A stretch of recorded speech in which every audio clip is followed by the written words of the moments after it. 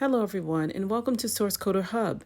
In part 11, we'll use ExtraReducers to handle lifecycle actions to send status responses to the Redux store and dynamically deliver updates to the front end. In the last tutorial, we said that the ExtraReducers handle actions created by createAsync Thunk. These actions are the lifecycle stages: pending, fulfilled, and rejected. To help us write the code to update state based on the lifecycle, we use a builder, and we append an addCase to tie the specific lifecycle to the response that we want to send state.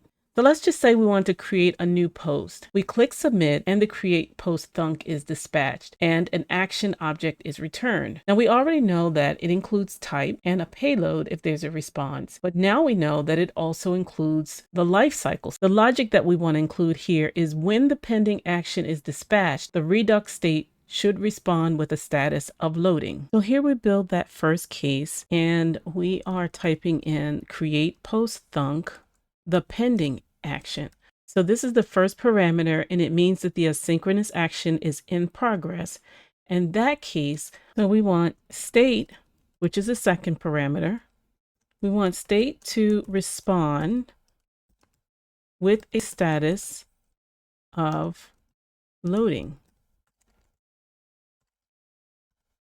So at this point, status is not included in state. So let's go back up and include status as a property, and the default value is going to be idle, and other options pending or succeeded or failed.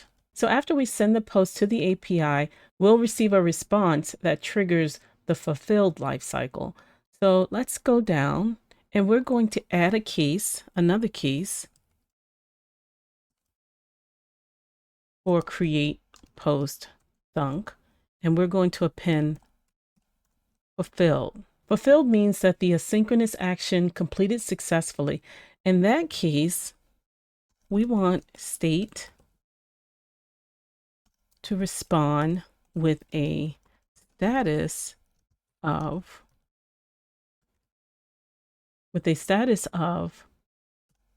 succeeded.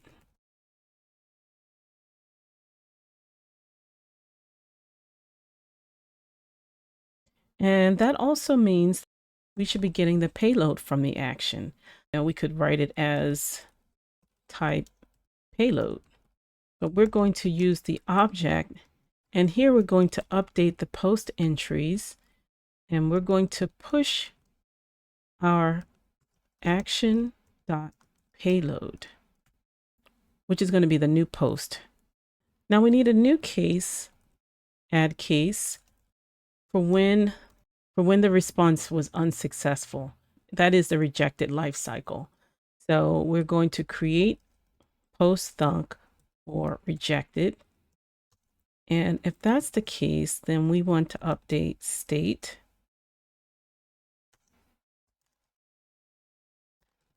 and update the status with a response failed. And if the response was unsuccessful, we can also store an error message. So let me explain. When the action object is returned, not only does it include a type and possibly a payload and a lifecycle, but it also includes an error property for failed responses. So we can use that information to store a custom message in our global state. So let's add this to our logic. Here we're going to include action, and we're also going to include another property in state called error,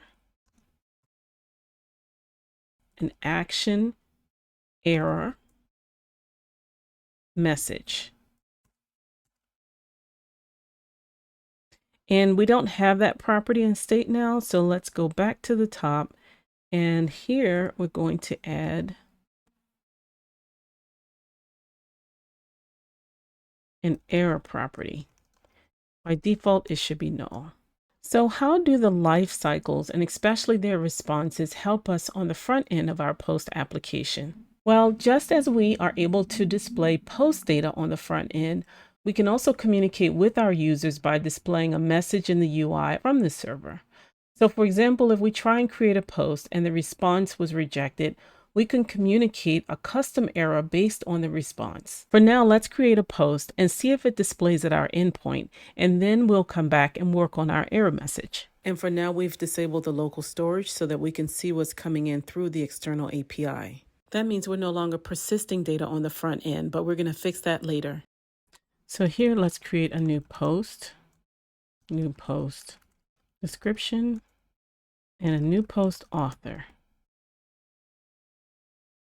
The post is showing up on the front end, and when we go to the API, we see that the post is showing up here as well. This is the same post. Let's try it again.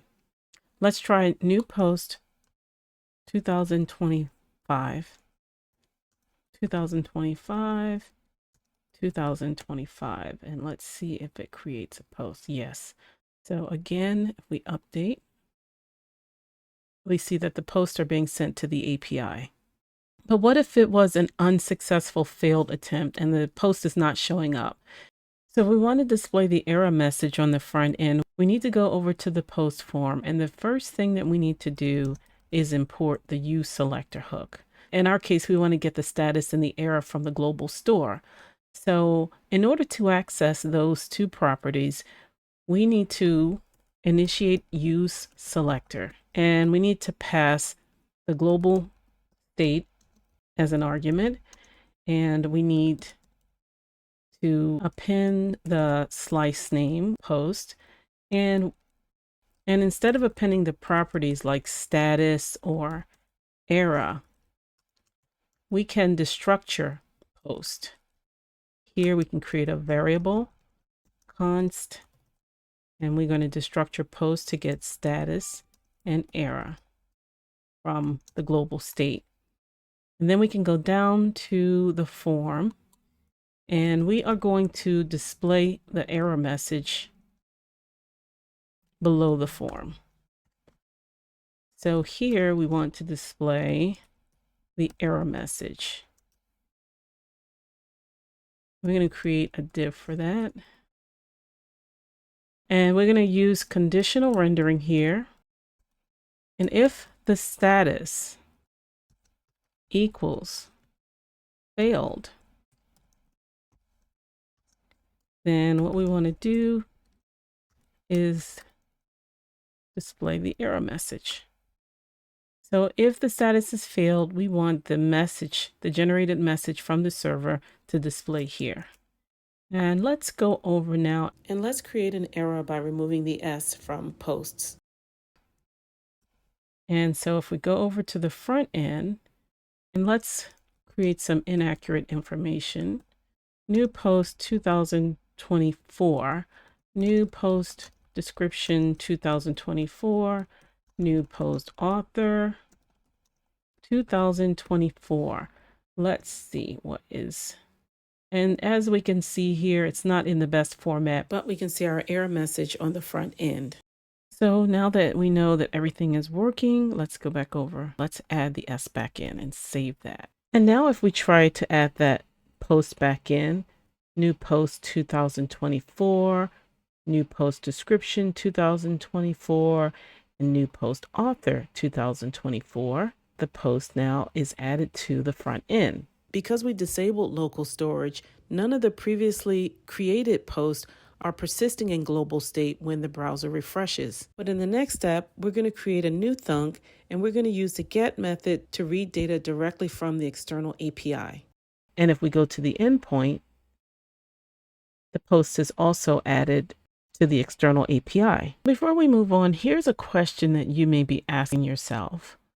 Why are these ExtraReducers part of the createSlice middleware, since thunks were created by the createAsync thunk middleware?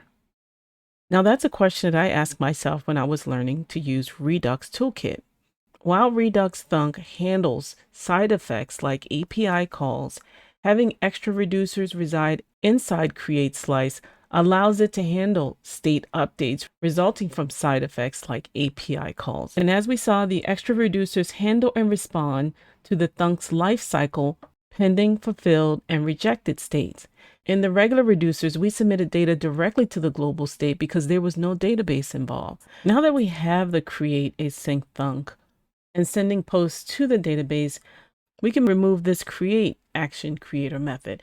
And eventually we're going to remove all of these one by one because we're going to replace them with thunks that are communicating directly with an external API. So let's go ahead and remove the create. But that's not to say we won't need the reducers.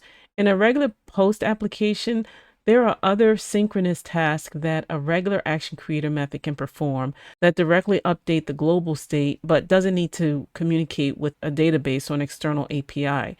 For example, we may want to filter or sort posts by some criteria or tag post. We can use regular action creator methods to perform this logic. In the next tutorial, we're going to continue to build out the extra reducers to perform the other CRUD operations for reading or fetching data, updating, deleting, or removing posts from the database. So with that, here's where we'll end our video today. If you found value in this tutorial so far, don't forget to like and share this video. Also, subscribe to the channel and hit the notifications bell button. If you want to be the first to know, connect to the Hub, Source Coder Hub's community. Thank you for joining me, and I'll see you in the next video.